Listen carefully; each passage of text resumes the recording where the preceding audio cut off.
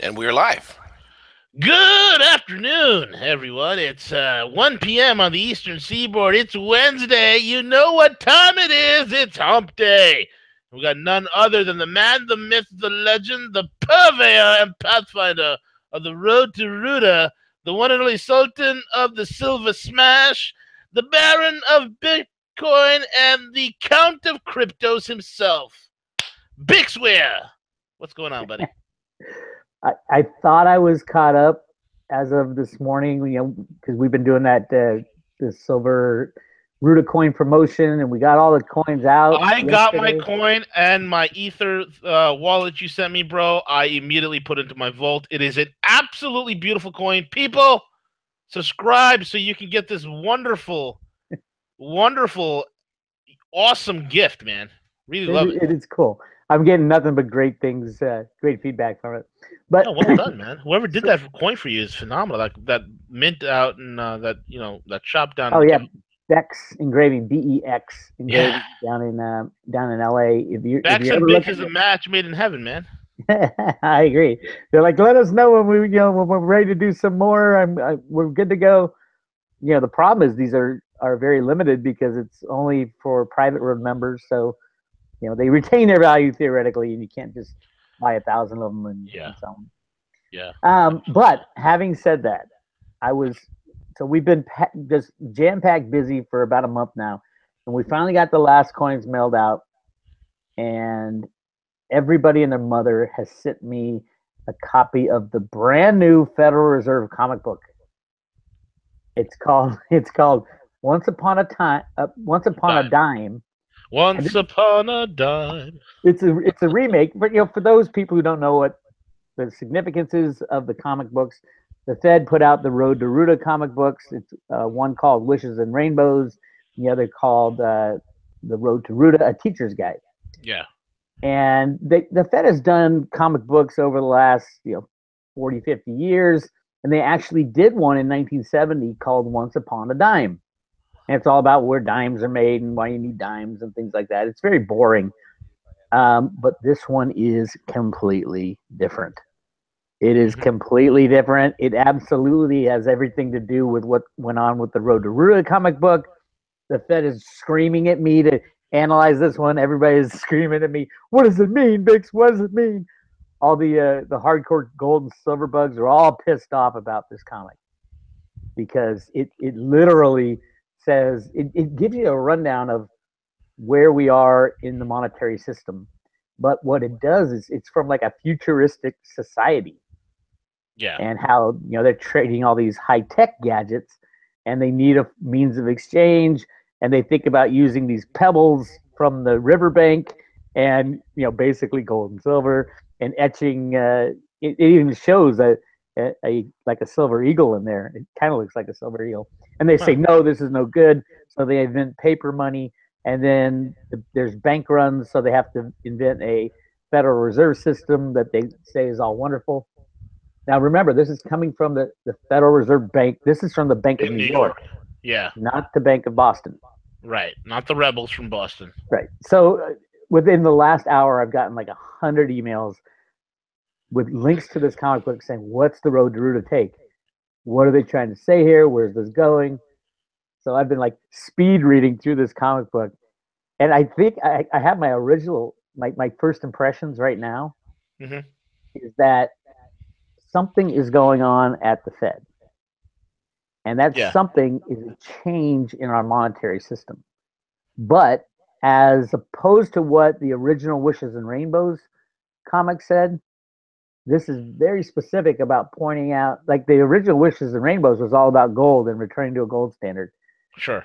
This comic is about not returning to gold standard, clearly saying no, these silver dollars are not going to work. Right. And Right. It's and they definitely put out by the bad dude. no, but there's more. There's so much more to it because this isn't the first. This remake. It's not the first in this series.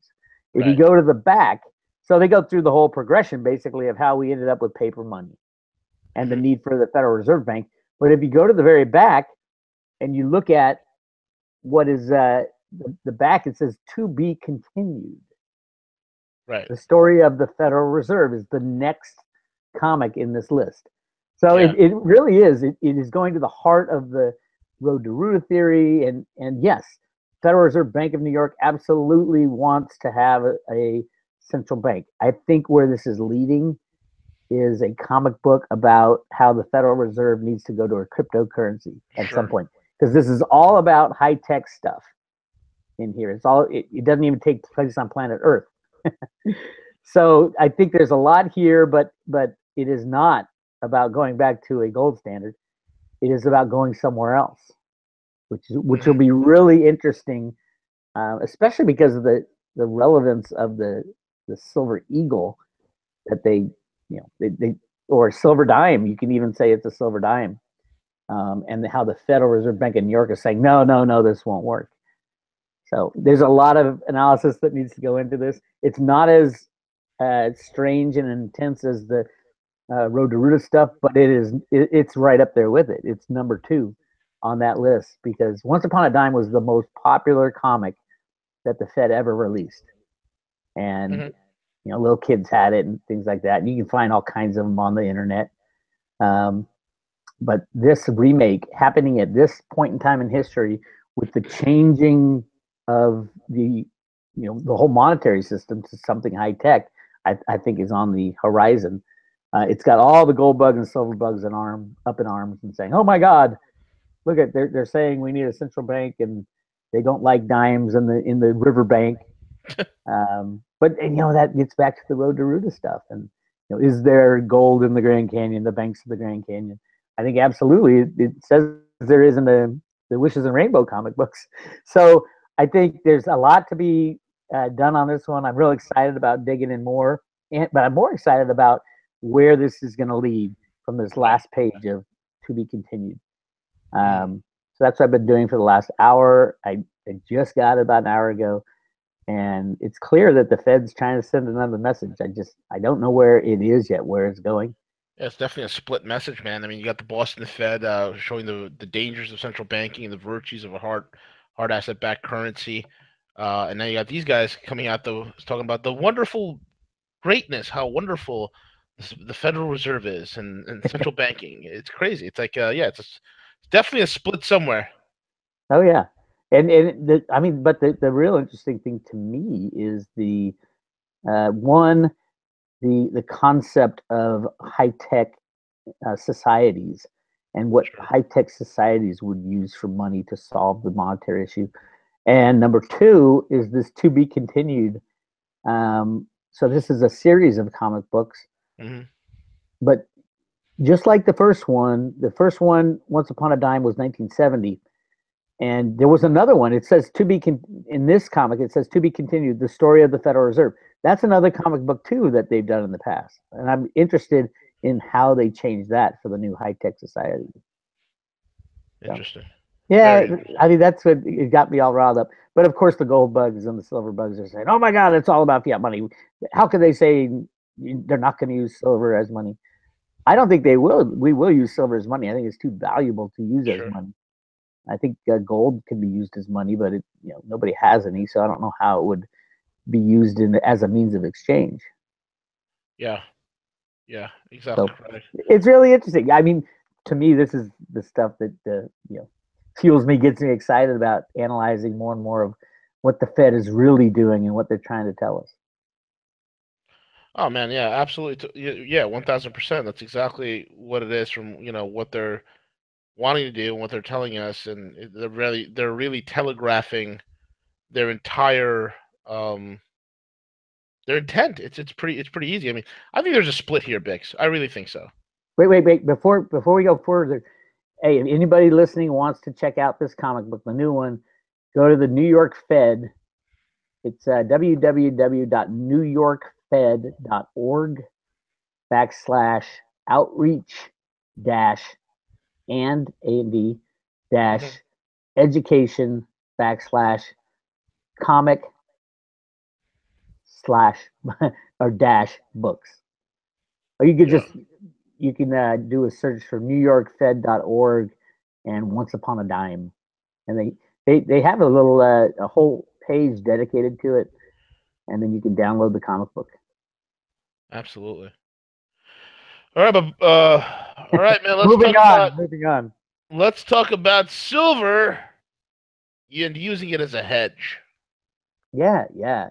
Silver, if you think about even the old gold bugs and silver bugs, they always talked about you need a certain amount of silver in your portfolio, silver and gold in your portfolio to hedge the bad things that might happen to fiat money, to the stock market, blah blah blah. That was the generally profited concept behind having gold and silver as an investment. You have your diehard guys who go, it's all going to die, 100% gold and silver, and then you have your guys who are your financial advisors say, oh yes, you should have at least 10% or 5% of your net worth in gold or mining stocks or something like that. Or if you're CalPERS, you'll have 0% of your entire pension fund. Well, yeah. I mean, you'll get in deep trouble. And so gold and silver has always been not a go-to investment. They don't want you to think of it that way. They want you to think of that about gold and silver as a hedge to something very bad happening.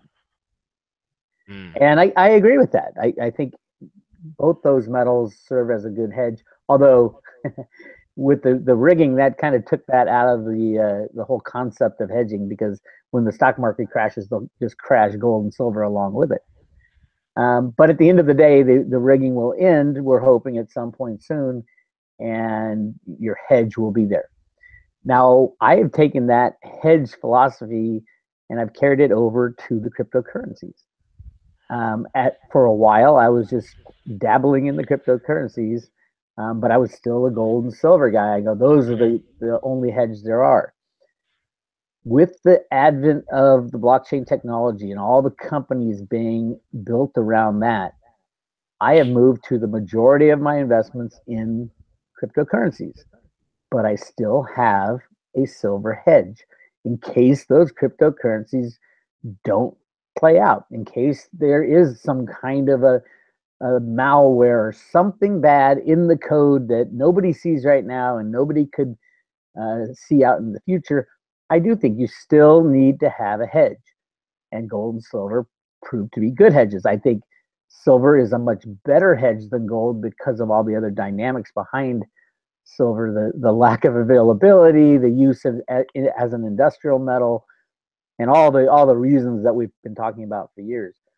But the philosophy of using them as a hedge against the collapse of the unbacked fiat system and the stock market versus the philosophy of using that as a hedge against the collapse of the crypto is kind of different, because as the cryptos continue to rise, if you have, say, 10%, I use 10% as a hedge.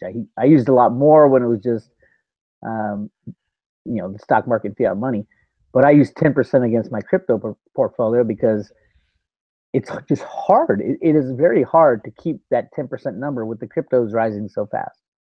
So I'm continually selling some crypto and buying just to buy silver to maintain a 10% hedge, which is great. And if everybody in the silver community made that shift, 4 or 5 years ago, we wouldn't even be discussing whether or not the silver supply will last. It would have already run out.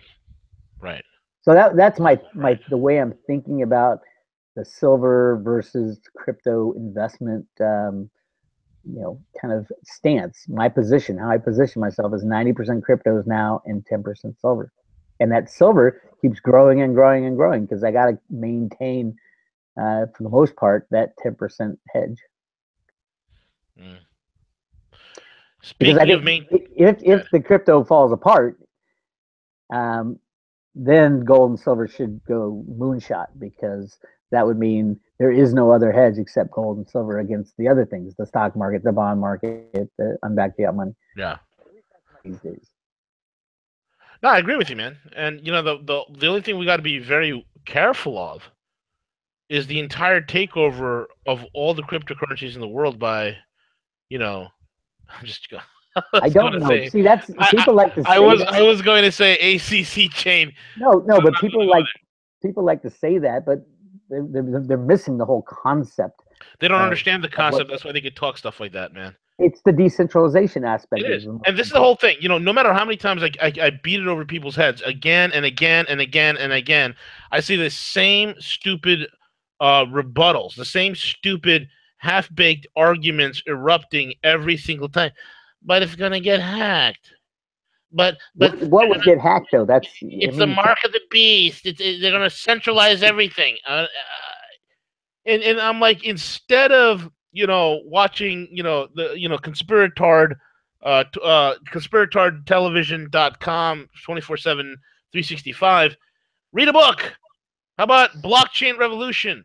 How about the Internet of Money? How about watching the documentary Banking on Bitcoin? It's free to watch on Amazon as well as on Netflix. Learn about the blockchain technology. Learn about cryptocurrencies. Are there dozens and, in fact, lots of cryptocurrencies that are out there that are useless? Yes, there are. But there are some that are out there that are incredibly useful.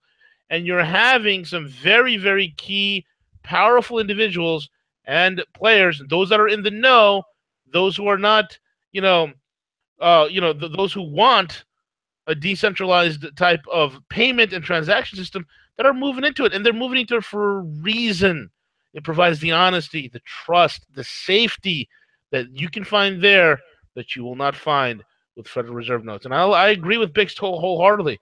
What better basket can you have than some cryptos and some silver? Wow. Talk about an upside. Nice job. Nice job. And it's true. But I think those who are saying, oh my God, they're going to use the cryptos against humanity, technology can be used for good or for bad, always. Right. And if you're going to do that, the last thing you want to use is a decentralized blockchain. That's not going to do much. That's not going to do much. They're saying it's going to be a centralized blockchain, which completely defeats the purpose of the blockchain. Correct. Of the blockchain. So you'll still have decentralized, Bitcoin and Ethereum and all this other stuff going along, except the bankers will take what they have, which is like 95% or 99% of all assets already held in seed and company. And they'll put a centralized blockchain on top of it. Doesn't matter. No, they own it. They control those assets already. It's not it's not like Blythe Masters can invent a way to steal assets that are decentralized. Correct. Blythe Masters putting together something with the DTCC to take all the things that they already own. I mean, if you're in a stock or a bond or your house is in a mortgage-backed security, which is pretty much any house that has a mortgage on it. They're all held in seed and company at the DTCC. And what Blythe is trying to do is to hide all the bad deeds that were going on at the DTCC. Not even bad deeds. They just can't keep up with all these high-frequency trades, and nobody really knows who owns anything other than it's all put in the official name of seed and company. So if you take all the assets in seed and company and wrap some kind of centralized ACC coin or any other coin around it, it really doesn't change a thing that's going on right now. They already own that stuff. Right. It's the decentralized part, the part that's going on over here on the left side that is changing the world. And as the decentralized businesses and blockchain infrastructure gets built out, and the cryptocurrencies as well gets built out, becomes stronger and stronger, people will have a choice. Okay, do you want to be in a centralized system, or do you want to move over to this decentralized system that is growing, while this decentralized system is literally shrinking? It is gigantic right now. The centralized banking system, there's no blockchain, no token or no cryptocurrency attached to it, but it is full on ownership by the bad guys. Their piece of the pie is shrinking while the decentralized part is growing. Whether or not the banksters put a crypto, wrap it all up in a crypto, doesn't matter. They already own that stuff. They already have their claws into it. Exactly correct, man. Whatever these idiots do with their centralizing wet dream, it doesn't stop what we're doing with cryptos at all. No, not at all. And as a matter of fact, the tighter they try to control that stuff, the faster that people will be looking for that escape from the old system. Yeah. Absolutely correct, man. Absolutely correct. Which brings us to the next thing, my friend. The budget impasse. We are heading for another gridlock, it seems like. What do you think is going to happen? I think they're going to vote for a debt ceiling increase, and then it's off to the races again, bro. I don't think anything's going to happen. You think it's going to freeze? I don't think anything's going to happen. I think it's going to be another. They're going to raise the debt ceiling, and off we go again. Yeah, well, I mean, the Road to Ruta original comic books, Wishes and Rainbows, what Ruta wrote in the sand was basically what they've been doing. Print the money as long as hard as you can, soaking up all the benefits of unbacked fiat money. Talk about getting the budgets in line, but never do it. That's the worst thing they can possibly do. And just keep kicking the can, kicking the can down the road. In the Road to Ruta model, what Ruta is writing is an economic formula called On the Road to the Golden Age. And it's a 1960s economic formula that says if you want to go back to a gold standard, you print as much money as you possibly can, soaking up all the benefits, and then destroy the system. I think we're getting near that point where they destroy the system. So will Trump and the Congress say, okay, we're gonna continue to kick the can down the road, or is all the strife going on between the left and the right and the conservatives and the liberals and all that, the bullshit that's being created by George Soros and other people, will that stop the process of kicking the can down the road? There's that possibility. And who would they blame? You can't blame Trump for that one. Well, they could. They probably, they probably blame Trump for the hurricane going on right now, and they'll blame him for anything. But I think if there ever was a time in the past that we had the ability to stop the old system, crush it, I think it would be with this budget thing right now, because it's easy to see how both sides, the Democrats and the Republicans, will kind of circulate or rally their bases to get behind them, because there's such infighting between these two, or flat out fighting between the left and the right. Mm-hmm. I think we have the potential of not kicking the can down. But if you don't, it's even more chaos. And then once banks start closing, that's when they go back to Congress and say, oh, by the way, we need another, was it $1 trillion, $800 billion was the last bailout. This bailout will be at least $20 trillion. But as we know from the Dodd-Frank, they changed the rules so that the FDIC, before they can bail out Ma and Pa, they have to bail out the derivative market. And that's what's really going to make things go crazy. So is this the moment in time? It could be. I don't know if it is. If it's not, whatever happens, there will be some kind of fight and some kind of anxiety and issues that will push more and more energy into the cryptos, hopefully more and more energy into gold and silver. But at the end of the day, I think only the cryptos can save, blockchain companies can save the gold and silver by creating new markets where there's truth and honesty, and get rid of the comics and the LBMA, or just let them wither on the vine. As soon as there's new crypto companies that can inject honesty into the metals market, then there will be no need for the comics and the LBMA. And those people that controlled our lives, the banksters, will be on their knees because their system is failing. And those who think, they're going to decide a new system with special drawing rights or whatever. No, these people have failed and they are going to go to jail. They're not going to be the ones picking our next system. Yeah. In my opinion. I think they're failing big time. But it's going to take the anger of the people. And the last time we saw that was in September of 2008 when the banks were about to collapse. And that's kind of when everybody turned towards the bank. And we were so stupid back then, if you remember. Nobody knew what was going on. Everybody thought, oh my God, these banks suck, but if we don't bail them out, everything ends. But that's the thing. We needed it to end back then, and we need it to end now. So I don't see a bailout coming, which is good. And then we get to start fresh. Absolutely, man. I agree with that. It has to happen, and it will happen. The system will rearrange itself. It is coming to a head. It's only a matter of time. It's not a question of if. It is just a simple question of when. And I think we're getting close to that going into especially this new year. Potential, sir. for a civil war? Yeah, it's there. I mean, you can see it in the streets with the left and the right are both getting a little Hey, militant. before you go into that, I just want to say something. All right, I've. This is an observation that I've noticed, and I'm being very serious. So, please bear with me, folks, especially you, Bix. Please bear with me. I have noticed numerous photographs. I have been doing extensive intelligence research and using the power of various video and photographic software. What I have found is absolutely disturbing. Why is it, the question that I am posing right now, Bix, why is it that a great deal of the male members, the men, these Antifa members who are male, why are they getting caught left and right wearing women's panties? Have you noticed this trend? It is alarming. I wish I was joking. I wish that what I was saying is just completely made up. Antifa, a lot of the guys have been caught wearing thongs, women's panties.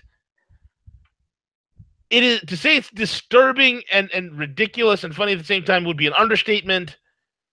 And so, because of this observation, Bix, I am officially renaming Antifa from Antifa to Pantifa. Okay. Yep. So we refer to them as Pantifa. Now, back to the Civil War. You were saying. You take us. Yeah, we were such a deep conversation, and you took us there. You took us to an odd place. The odd gorilla mind was at work there. Well, I'm perplexed by the Pantifa. Like, what is it about lace that causes a young millennial male who is living with his parents to wear lace underwear to go protest and throw rocks? Maybe it's part of the George Soros initiation uniform. It's the uniform. If you work for Soros, you have to wear. They're wearing purple panties for the Purple Revolution. There you Pantifa. Oh my God! But no, this is a serious subject. There is a possibility that the United States will be ripped apart with the next hiccup, and that's what they're trying. The bad guys are trying to get us to that place where we fight each other instead of fighting them. And I do think it will take a banking collapse where everybody, the rich, the poor, the left, and the right, lose everything to really focus the anger on those who need the focus to angered upon them.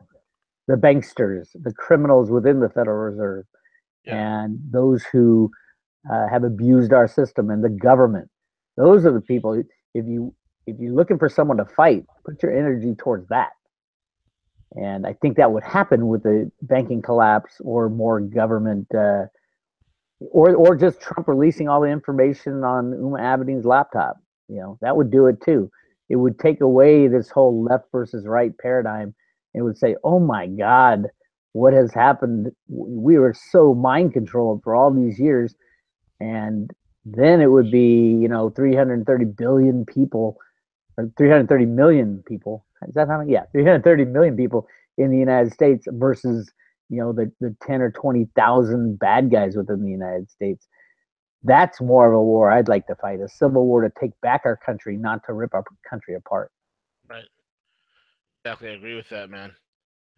That being said, sir, speaking of ripping things apart, speaking of Pantifa, speaking of anger, what is up with all these YouTube trolls that are everywhere? Jesus. YouTube is interesting because I didn't really do anything on YouTube until December or January of this year, and I opened up the comments. I intentionally didn't have comments on my website because when I first opened it, I had comments, and then 50 million trolls and people screaming, and how many times can I explain the same thing? So, but when I jumped over to YouTube, I left the comments wide open, and it was just, I'm no doubt half of them are paid by people like J.P. Morgan and George Soros to just jump in there, cause trouble, and waste time. Absolutely waste time. So I closed up my comments, and I would not say everybody on the road to Ruta was happy. They're saying thank God, but you got your 2 or 3 people who were on there continually looking to express their opinion who are all mad at me. I'm like, I don't care if you're mad at me. It was ridiculous what you were talking about in the first place. So instead of fighting any kind of fights and wasting massive amounts of time on idiotic subjects and problems, I just shut down my comments. Sure. And it's so nice and peaceful at the road to Ruta again, which is awesome. Poor Joe, Jason at 4 is getting this. He's got all kinds of trolls on his, and I have trolls that come out to me. But unfortunately for the trolls, what they're starting to find out very severely, Bix, is that you do not bring a little toothpick into a gunfight with the gorilla. And but you got to spend your time and energy to. I hit back at the most severe ones of them. Then you, and dude, I destroy them. It's not even funny. Oh yeah, I mean it's so easy to do. I insult the living hell out of them. But you're missing the point.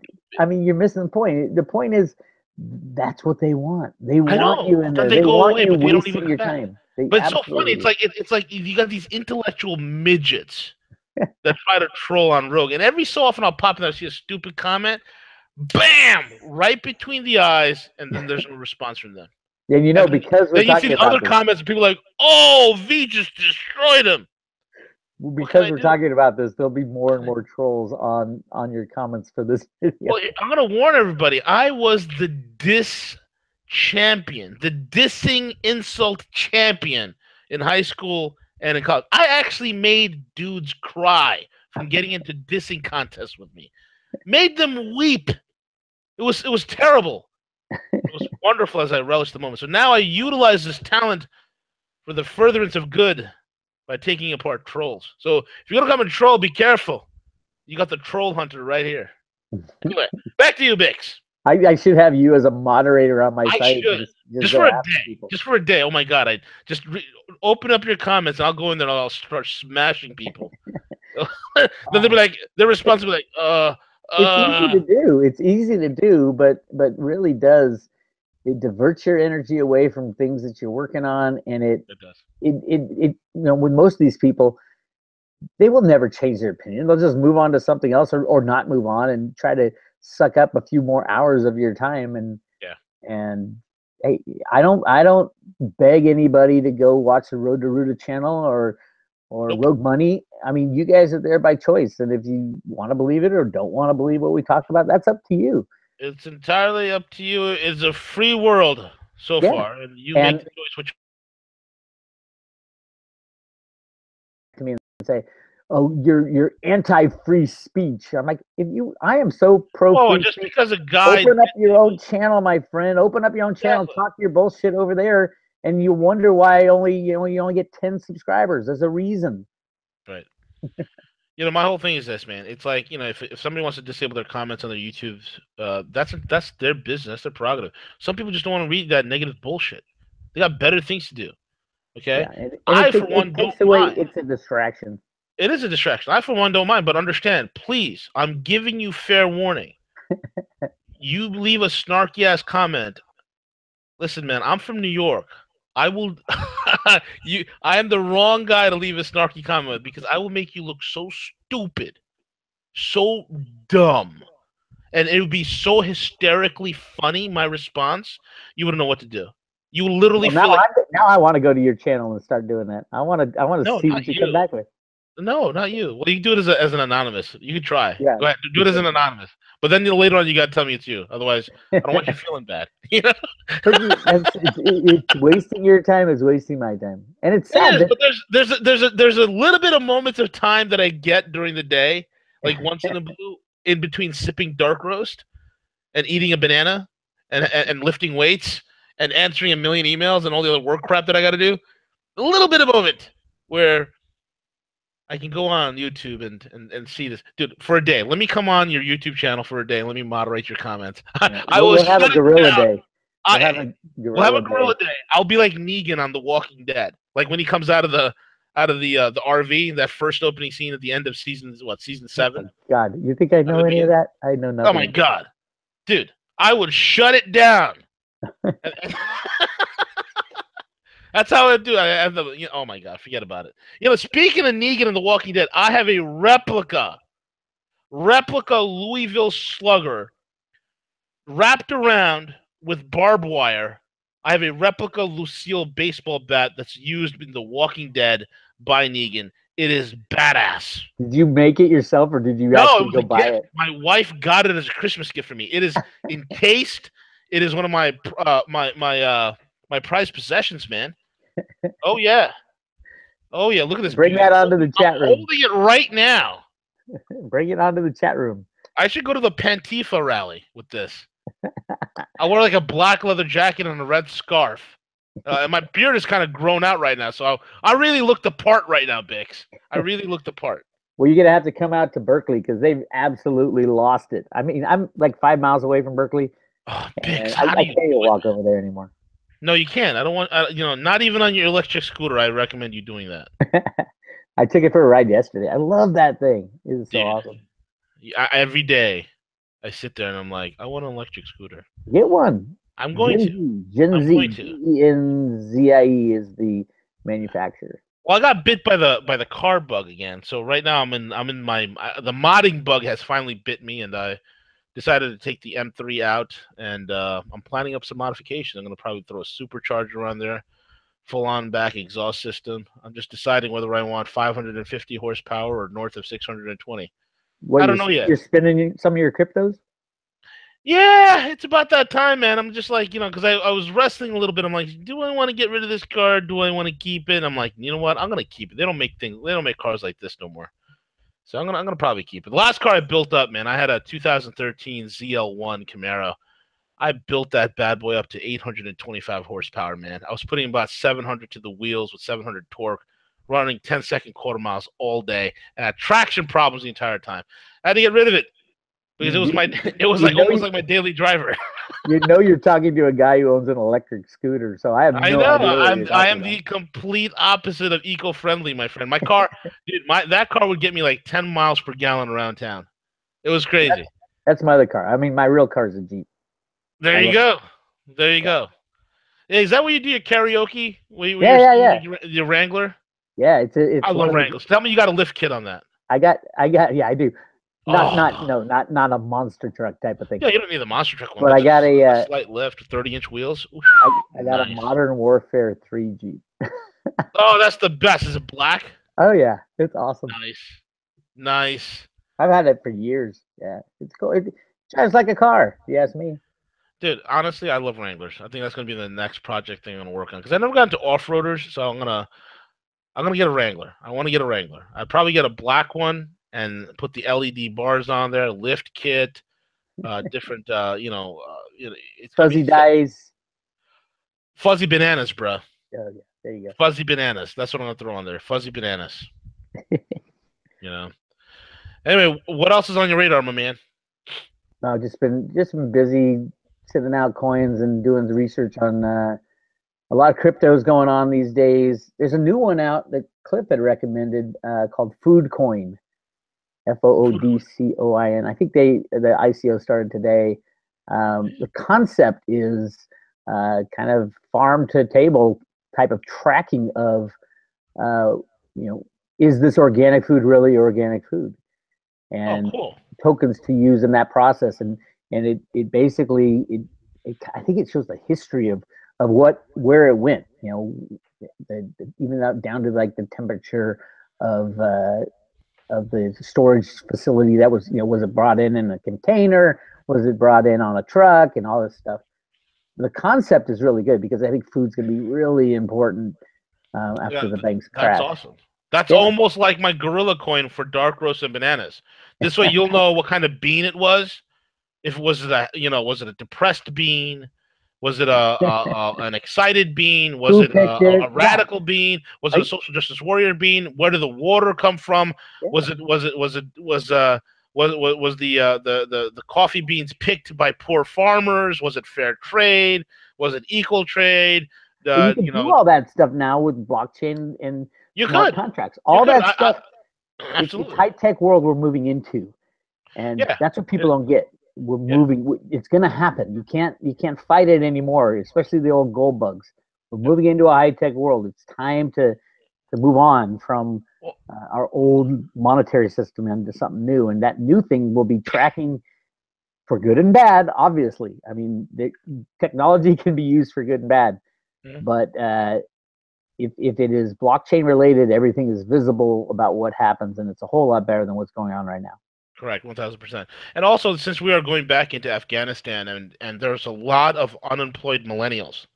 Now, before, my message to a lot of these millennials, Bix, who are 92% of them are living, 92% of a great deal of them are living with their parents. And before you decide to wear women's panties and join Pantifa, before you decide to do that and think it's cool, burning down Starbucks, which should be a federal offense. Okay, if you ask me, she should be. I mean, God, burning down Starbucks, like I shudder at the thought. Before you do that, okay, start thinking of enterprising ways and start thinking of ways you can make money. And because we're going into Afghanistan yet again, Bix, on a spelunking adventure there in the mountains of Kabul. It could be that we're going in to shut down the opium projects that the Bushes and the Clintons and the Obamas people are. They're running so much opium out of there. Hopefully, Trump's going in there to shut that down.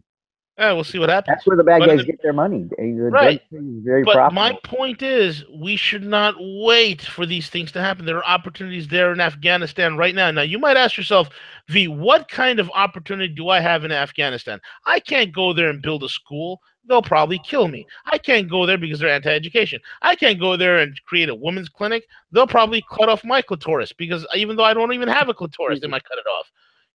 That's just the way it is. It's genital mutilation and beheadings everywhere. So what does an enterprising individual who's a millennial stuck at home with mom and dad, what do?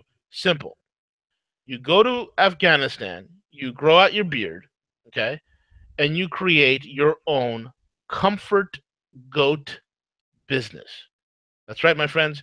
Goats are not only eaten in Afghanistan, but they're used for pleasure. I know some of you might have seen these YouTube videos of the Apache gunship and the unfortunate goat and 2 Taliban members. But this is a common thing over there from what I was researching. You could have yourself your own. And we're going to think about franchising this, Bix, and we're going to have an ICO to create and raise funds for this goat brothel. CJ and I are working on. I think this interview has gone on a little too long. CJ, why don't you jump in and explain to Bix the goat brothel idea? Don't bring CJ into your deprived world. What? I'm completely serious. CJ is the only voice of reason and sanity on that end of the phone. Well, CJ and I mean, CJ has the whole presentation and the slides ready. We're ready to go, man. We're ready to go. Of course, they don't have any computers out there, so we have it on clay tablets, our entire presentation, and we're going to go there and get a business loan, and we're going to have goat brothels. After you're done having your comfort goat, you can decide if you want to eat them or not afterwards. It's a win-win situation. I have no comment. I have absolutely no comment. Anyway, guys. On that note, Bix, why don't you give out your closing comments as well as how people could subscribe to the road and what they get for the subscription. My closing comments: if you're participating in the cryptos, don't sling mud on a wall, and because a lot of these things are crap, and we're hitting that point where the crap coins are going to go away. Yep. So things that you might think you're going to get rich from, but you really don't understand what they're doing or why they're useful. I would stay away from those.